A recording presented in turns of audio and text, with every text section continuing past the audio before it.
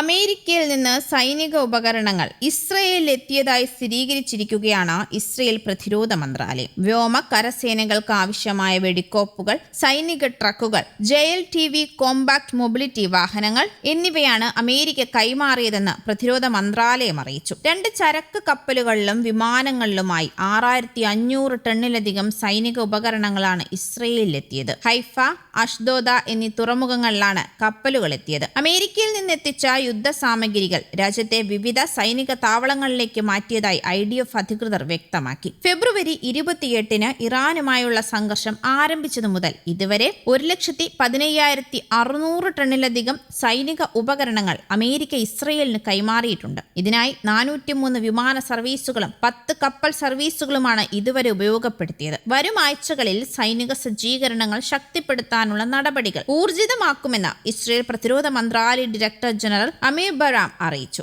ശത്രുക്കൾക്കെതിരെ ഏതു സമയത്തും എവിടെയും പൂർണ്ണ ശക്തിയോടെ തിരിച്ചടിക്കാൻ ഇസ്രയേൽ പ്രതിരോധ സേനയെ സജ്ജമാക്കുകയാണ് തങ്ങളുടെ ലക്ഷ്യമെന്നാണ് പ്രതിരോധ മന്ത്രി ഇസ്രയേൽ കാറ്റ്സ് പറഞ്ഞത്. അതേസമയം പശ്ചിമേഷ്യയിൽ നിലനിൽക്കുന്ന യുദ്ധസാധ്യതകൾ വർദ്ധിപ്പിച്ചുകൊണ്ടാണ് അമേരിക്കയുടെ ഈ നീക്കമെന്നതും ആശങ്ക ഉണ്ടാക്കുന്നുണ്ട്. അതിനിടെ അഴിമതി കേസുകളിൽ വിചാരണ നേരിടുന്ന ഇസ്രയേൽ പ്രധാനമന്ത്രി ബെഞ്ചമിൻ നെതന്യാഹുവിന് മാപ്പ് നൽകണമെന്നാവശ്യപ്പെട്ട് ഇസ്രയേൽ പ്രസിഡന്റ് ഐസക് ഹെർസോഗിന് മേൽ വീണ്ടും സമ്മർദ്ദവുമായി എത്തിയിരിക്കുകയാണ് അമേരിക്കൻ പ്രസിഡന്റ് ഡൊണാൾഡ് ട്രംപ്. അഴിമതി ആരോപണങ്ങളെ വീഞ്ഞും സിഗരറ്റുമെന്ന് വിളിച്ച് നിസ്സാരവൽക്കരിച്ച ട്രംപ് നെതന്യാഹുവിനെതിരെയുള്ള വിചാരണ ഇസ്രയേലിനെ ലോകത്തിനു മുന്നിൽ മോശമായി ചിത്രീകരിക്കുന്നുവെന്നും പറഞ്ഞു. നെതന്യാഹുവിനെതിരെയുള്ള വിചാരണയെ താൻ അമേരിക്കയിൽ നേരിടുന്ന നിയമ നടപടികൾക്ക് സമാനമായ വേട്ടയെന്നാണ് ട്രംപ് വിശേഷിപ്പിച്ചത്. ചൊവ്വാഴ്ച രാത്രി നെതന്യാഹുവുമായി നടത്തിയ ഫോൺ സംഭാഷണത്തിന് പിന്നാലെയായിരുന്നു ട്രംപിന്റെ പ്രതികരണം എത്തിയത്. ഇറാൻ വിഷയത്തിൽ ശ്രദ്ധ കേന്ദ്രീകരിക്കുന്നതിന് പകരം തനിക്ക് ബുധനാഴ്ച കോടതിയിൽ ഹാജരാകേണ്ടി വരുന്നതിനെ കുറിച്ച് നെതന്യാഹു പരാതിപ്പെട്ടതായി ട്രംപ്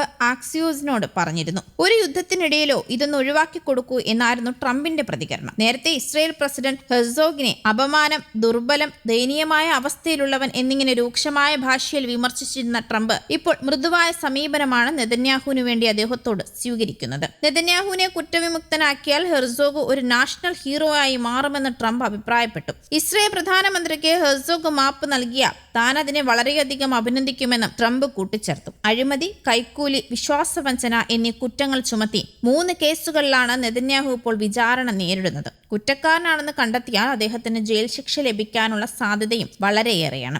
ഇസ്രയേലിന്റെ നിയമപ്രകാരം മാപ്പ് ലഭിക്കണമെങ്കിൽ ചെയ്ത തെറ്റ് സമ്മതിക്കുകയും പശ്ചാത്തപിക്കുകയും വേണം. എന്നാൽ നെതന്യാഹു ഇതുവരെ തെറ്റുകൾ സമ്മതിക്കുകയോ പശ്ചാത്താപം പ്രകടിപ്പിക്കുകയോ ചെയ്തിട്ടില്ല. ഒക്ടോബറിൽ ഇസ്രയേലിൽ തിരഞ്ഞെടുപ്പ് നടക്കാനിരിക്കെ നെതന്യാഹു പരാജയപ്പെട്ടാൽ അദ്ദേഹം ജയിലിലാകാനുള്ള സാധ്യത വർദ്ധിക്കുമെന്നും റിപ്പോർട്ടുകൾ സൂചിപ്പിക്കുന്നു. അതേസമയം നെതന്യാഹുവിന് മാപ്പ് നൽകുന്നത് നീതിയോടുള്ള വെല്ലുവിളിയായിരിക്കുമെന്നാണ് തുർക്കിയുടെ നിലപാട്. അന്താരാഷ്ട്ര തലത്തിൽ നെതന്യാഹു ഉത്തരവാദിത്തം ഏറ്റെടുക്കണമെന്നും തുർക്കി ആവശ്യപ്പെടുന്നുണ്ട്. പശ്ചിമേഷ്യയിൽ നിലനിൽക്കുന്ന യുദ്ധസാധ്യതകൾ വർദ്ധിപ്പിച്ചുകൊണ്ട് ഇറാനെതിരെ കടുത്ത ഭീഷണിയുമായി അമേരിക്കൻ പ്രസിഡന്റ് ഡൊണാൾഡ് ട്രംപ് വീണ്ടും എത്തിയിരിക്കുകയാണ്. ആണവ കരാറിൽ ഒപ്പുവെക്കാതെ ഇറാനു മുന്നിൽ വേറെ വഴിയില്ല എന്ന് ട്രംപ് മുന്നറിയിപ്പ് നൽകി. ഇറാന് മേൽ സമ്പൂർണ്ണ വിജയമാണ് ലക്ഷ്യമെന്നും ട്രംപ് പറയുന്നു. അതിനിടെ യുദ്ധം പുനരാരംഭിക്കുമെന്ന ഇസ്രയേൽ പ്രതിരോധ മന്ത്രി ഇസ്രയേൽ കാറ്റ്സിന്റെ ഭീഷണിക്ക് പിന്നാലെ ഇറാൻ തലസ്ഥാനമായ ടെഹ്റാന്റെ വിവിധ ഭാഗങ്ങളിൽ വ്യോമ പ്രതിരോധ സംവിധാനങ്ങൾ പ്രവർത്തനക്ഷമമാക്കിയിട്ടുമുണ്ട്. അതിനിടെ വെടിനിർത്തൽ കരാറുകൾ നിലനിൽക്കെ തന്നെ ലെബനനിൽ ഇസ്രയേൽ നടത്തിയ ആക്രമണത്തിൽ 28 പേർ കൊല്ലപ്പെട്ടു എന്ന വാർത്തയും ഇപ്പോൾ പുറത്തു വരുന്നുണ്ട്.